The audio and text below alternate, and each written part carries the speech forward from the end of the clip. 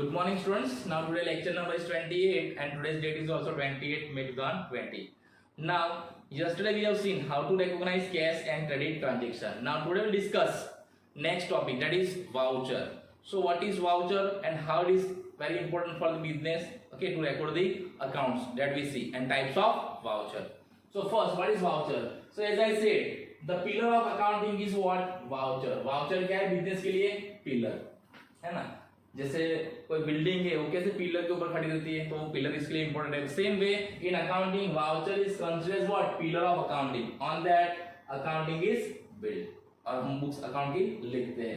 So second, the first step to write account is voucher. यानी account लिखने का पहला स्टेप कौन सा है? That is voucher. First step to write account, that is what? Voucher. We have seen that process and a step to write accounts. In that first step is what? Voucher. Then voucher is a written document of business transaction. Voucher is always written document of business transaction, and that's why it is considered authentic for the business transaction. Means you can use this written document as a proof for a business transaction. It is authentic. Okay, then without voucher we cannot prepare our accounts. To record accounts we must need voucher, and on the basis of this voucher we determine the types of transaction, whether this transaction is of purchase transaction, sales transaction, assets transaction, payables transaction, income transaction. Okay, so from voucher we can determine types of transaction, and then we decide the nature of transaction, and after that we give effect of this transaction in the books of the account. So voucher is very important. Without voucher we cannot prepare accounts. Clear? In voucher there are two parties. One who issue voucher and second who accept the voucher. तो हम voucher कब देते हैं? जब हम goods sale करते हैं तो हम क्या करते हैं? वाउचर इश्यू करते हैं. और हम जब गुड्स सर्विस असेट्स परचेज करते हैं तो वाउचर क्या करते हैं? रिसिप्ट करते हैं. Okay, so from the voucher we can determine the types of transaction, and then we classify the business transaction and then record it into books of the account. Okay, so these are what meaning of voucher. Now types of voucher. So how many types of voucher are there? So total 9 types of voucher are there. How many? 9. Now we'll discuss one by one. So first one, that is what? Sales bill. So it is one kind of voucher. So what is sales bill? So voucher of sales of goods. Sales bill is what? यानी कि हमने goods sold किया है उसका क्या है? Proof कि हमने ये गुड्स सोल्ड किया उसका प्रूफ है, उसको क्या बोलते हैं हम? Sales bill. Clear? Then second is purchase bill. So what is purchase bill? Voucher of purchase of goods. यानी हमने कोई गुड्स परचेज किया है उसका प्रूफ क्या है आपके पास? तो वाउचर. अगर आप वाउचर दिखाओगे तो आपको कोई समझ जाएगा नहीं आपने गुड्स परचेज किया है. ओके, कैसे वो बाद में हम देखते हैं, लेकिन यहाँ पे क्या है? जब भी हम गुड्स परचेज करते हैं और हमको जो बिल मिलता है उसको क्या बोलते हैं? Purchase bill, that is voucher. Then credit note. Now what is credit note? So not for sales return. यानी हम जब बिजनेस में गुड्स रिटर्न करते हैं, यानी हमने जो गुड्स परचेज किया है because of any reason we return that goods to the supplier, at that time we write word note and that note is what? Credit note. वो हम बाद में डिटेल देखेंगे क्रेडिट नोट क्या है, कैसे लिखते हैं. Okay, then debit note. So what is debit note? Note for purchase return. Same way हमने जब गुड्स परचेज किया है और किसी ने हमको हमने रिटर्न किया है ना, गुड्स हमने क्या किया है? परचेज किया है और हम क्या करते हैं? उसको रिटर्न करते हैं. तो उस टाइम क्या लिखते हैं? Debit note. What is debit note? Note which is return at the time of goods purchase which is return to the supplier, है ना. तो इसको क्या बोलते हैं? Debit note. और what is credit note? Credit note हमको कब मिलती है? Note for sales return. जब हमने जो गुड्स बेचा है वो हमको वापस मिलता है तब. तो हम क्या लिखते हैं? Credit not. और डेबिट नॉट कब लिखते हैं? जो गुड्स हमने परचेज किया है उसको हम रिटर्न करते हैं, है ना. तो हम क्या लिखते हैं? Debit not. अभी आपको इतना है डेबिट नॉट क्या है, क्रेडिट नॉट क्या है. क्रेडिट नॉट कब लिखते हैं? when we return sales return, when is our sales return. and debit not कब लिखते हैं हम? when is our purchase return. आप हमारा परचेज रिटर्न तो क्या लिखना है? Debit note. और सेल्स रिटर्न क्या लिखना है? Credit note. वो क्या है, कैसे लिखना है हम बाद में देखेंगे. Okay, then counterfoil of cheque. Now counterfoil of check means what? Evidence of cash withdraw from the bank. यानी कि हम जब कैश विड्रॉ करते हैं बैंक से तो हम एक वाउचर फिलअप करते हैं, उसको हम क्या बोलते हैं? काउंटरफॉइल ऑफ चेक. यानी वो कौन सा प्रूफ है कि हमने बैंक से पैसा विड्रॉ किया, उसका वो प्रूफ है. क्लियर? तो these are what 5 types of voucher, that is sales bill, purchase bill, credit note, debit note and counterfoil of check. आपको ये याद रखना है, इसके ऊपर से डिसाइड करना है कि ये कौन सा ट्रांजेक्शन है, परचेज का है कि सेल्स का है, परचेज रिटर्न का है कि सेल्स रिटर्न का है, कि बैंक में पैसा विड्रॉ किया है कि बैंक में पैसा डिपॉजिट किया है. Okay, so these are the 5 transaction. Now 6th one, that is pay in slip. Now what is pay in slip? So voucher used to deposit cash in bank. हमने bank में cash deposit किया है, उसका proof है. तो आपने अगर bank में कैश डिपॉजिट किया है तो आपने भी देखा होगा कि बैंक में जब कैश डिपॉजिट का 2 स्लिप होती है. एक स्लिप कौन करता है, बैंक लेता है, और दूसरा क्या करता है, बैंक हमको देता है. तो दूसरा स्लिप है उसको क्या बोलते हैं, पे इन स्लिप. यानी आधा स्लिप जो हमको मिलता है ना, वो हमारा प्रूफ है कि हमने बैंक में पैसे डिपॉजिट किए, और दूसरा पार्ट जो बैंक के पास रहता है वो बैंक के लिए प्रूफ है कि इस नंबर से इतने पैसे इस अकाउंट में डिपॉजिट हुए हैं. So pay in slip, that is also what voucher used to deposit cash in bank. Suppose हमने बैंक में पैसा डिपॉजिट किया है, लेकिन कल जाके बैंक में कैश डिपॉजिट होती नहीं है, तो हम उस वाउचर को यूज कर सकते हैं एज अ प्रूफ कि मैंने इस डेट को इतने अमाउंट इस अकाउंट में डिपॉजिट किए थे. अगर मान लो वो स्लिप आपके पास नहीं है तो आप प्रूव कर सकते नहीं है. Clear? So it is what पे in slip, and that is voucher for cash deposit in bank. Then receipt issue. Receipt issue means what? Return certificate for amount received. यानी हम जब रिसिप्ट इश्यू करते हैं तो क्या होता है, हमको कैश मिला है और उसके सामने हमने क्या किया, सर्टिफिकेट इश्यू किया. इसको क्या बोलते हैं, रिसिप्ट इश्यू. जैसे कि आप स्कूल में जब फीस पे करते हो तो स्कूल आपको एक रिसिप्ट देती है ना. इसका मतलब क्या है, आपने स्कूल को कैश पे किया, इसकी वजह से कैश आप स्कूल ने क्या किया, आपको एक सर्टिफिकेट इश्यू किया. किसका, कि इस अकाउंट से और इस नाम से इतने पैसे मिल चुके हैं.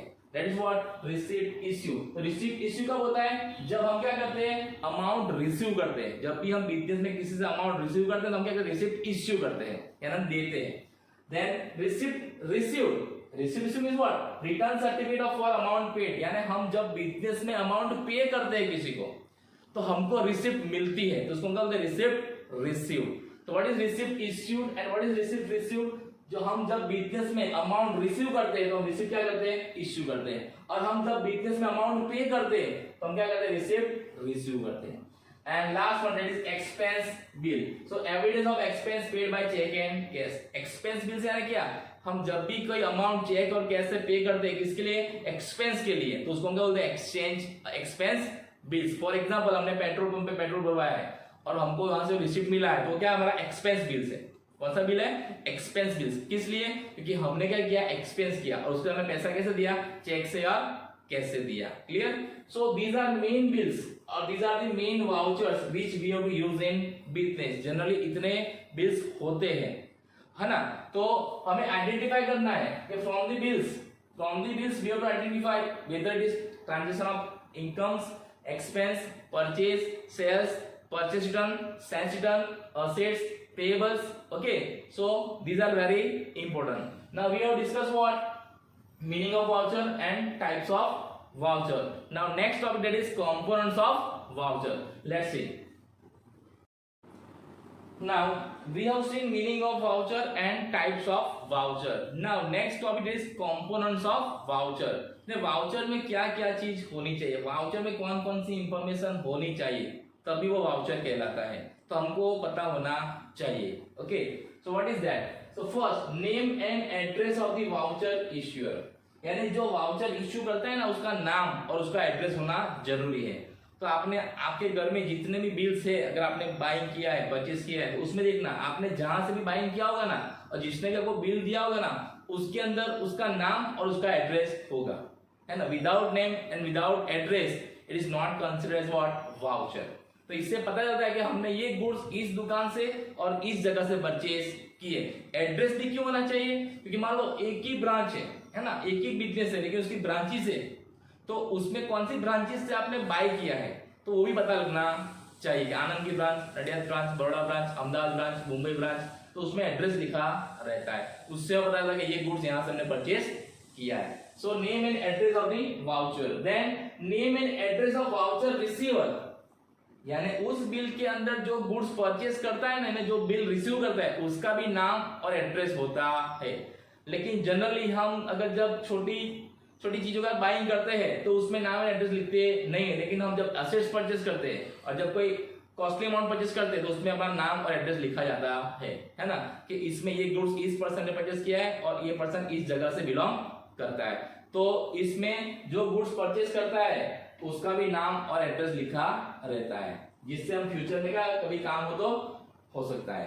Clear? Then third one that is date. Date is very important. Without date there is no voucher. ऐसा कोई वाउचर नहीं जिसमें डेट ना हो। आप कोई भी वाउचर देख लीजिए, डेट इज कंपल्सरी। डेट क्यों लिखते हैं? So date is what? Proof. What is the proof? That this transaction is take place on this day. That is the proof of transaction. That's why date is compulsory. Then serial number of voucher. Each voucher has its separate serial number. ऐसा कोई voucher आपके घर में नहीं होगा जिसका serial number ना हो। आप देख लीजिएगा, कोई भी वाउचर हो उसका सीरियल नंबर कंपल्सरी होता है। अगर मान लो वाउचर में सीरियल नंबर नहीं है तो that is not considered as voucher. वो वाउचर नहीं है। So without voucher, without serial number there is no voucher. Clear? तो हर एक वाउचर में एक सीरियल नंबर रहता है। Then amount in figures and words. हम जब बिल बनाते हैं ना और बिल रिसीव करते हैं तो अमाउंट्स में फिगर्स में भी लिखा रहता है और वर्ड्स में भी लिखा रहता है। देखना, मान लो आपने 1000 का परचेस किया है तो 1000 amount and rupees also 1000। Clear? So ऐसा क्यों, दोनों में क्यों लिखना है? अगर अमाउंट लिखने में गलती हो जाए मान लो तो हम वर्ड्स में भी देख सकते हैं कितना अमाउंट लिखा है। इसलिए अमाउंट कैसे लिख रहती है? Figures as well as in words, दोनों में लिखा होना चाहिए।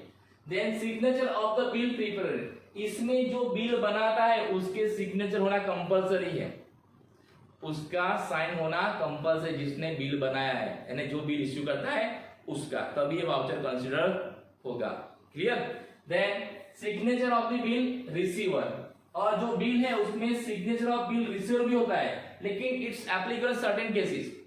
अगर आपने 25, 50, 100 नॉर्मल अमाउंट का शॉपिंग किया है तो उसमें साइन की जरूरत नहीं है। लेकिन अब जब कोई असेट्स परचेस करते हैं, मान लो लैंड परचेस किया, बिल्डिंग परचेस किया, देन व्हीकल्स परचेस किए, तो उसमें हमारा साइन होना जरूरी है। किसका? जिसने बिल रिसीव किया है। क्लियर? तो signature of bill prepare and signature of bill receiver both are there in the voucher. Then type of voucher. Type of voucher means what? कौन से टाइप का वाउचर है? जो हमने पहले देख लिए, परचेस का है, सेल्स का है, इनकम का है, एक्सपेंस का है ना, कैश डिपॉजिट है, तो वो लिखा होना चाहिए। तो टाइप्स ऑफ वाउचर भी लिखा होना चाहिए। And other details. Other details है ना क्या? जितने भी बिजनेसमैन है, आपके घर में जितने भी बिल्स है ना, आप आज इकट्ठा कीजिए और सभी बिल को देखिए। तो सबका साइज सेम नहीं होगा, कोई बड़ा बिल होगा, कोई छोटा बिल होगा, है ना। किसका कलर अलग होगा, कोई पिंक कलर में होगा, कोई रेड में होगा, कोई व्हाइट में होगा, कोई ब्लैक में होगा। देन उसकी इंफॉर्मेशन, जो इंफॉर्मेशन लिखी रहती है, यानी उसके रूल्स एंड रेगुलेशन जो सभी बिजनेसमैन के सेम रहते नहीं है, यानी it depends on bills issuer. तो अदर डिटेल्स में आता है कि कैसे कलर का बिल रखना है, कितनी साइज का बिल रखना है, कैसे टाइप का रखना है, वो सब डिपेंड करता है। लेकिन ये सारी चीज कंपलसरी है। अगर ये इसमें से कोई भी चीज अगर वाउचर में नहीं है तो उसको वाउचर गिनते नहीं है। So whenever in future you are doing business, you have to see, जब भी आप कोई बिल रिसीव करते हो तो उस बिल के अंदर इतनी सारी चीजें होनी चाहिए। अगर आप जब बिल इश्यू करते हो तो उसके अंदर भी इतनी सारी चीज होनी चाहिए, तभी ये वाउचर कहलाता है ना। And then we can use as a proof of business transaction. Clear? तो these are what components of voucher. एक वाउचर के अंदर इतनी इंफॉर्मेशन होनी चाहिए। So you have to remember meaning of voucher, then types of voucher and components of voucher, and these what first steps of accounts. Okay, so today we have seen meaning of voucher, types of voucher and components of voucher. Now tomorrow we will see dual effect of business transaction. Okay, thank you and have a nice day.